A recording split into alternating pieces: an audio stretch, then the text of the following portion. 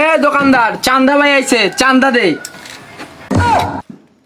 চান্দা ভাই কে ডারে? চান্দা ভাই রে তো চিনলাম না। চান্দা ভাই লাগাই থাকো, চান্দা ভাইকে চেনো না? চান্দা না দিলে এলে দোকানপাট দেওয়া হবে না। তোমরা মনে কয় নূতন চাঁদা নিতে আইছো? তাই দাঁড়াও, চাঁদা দিচ্ছি। পালোয়ান, আমার পালোয়ান কই?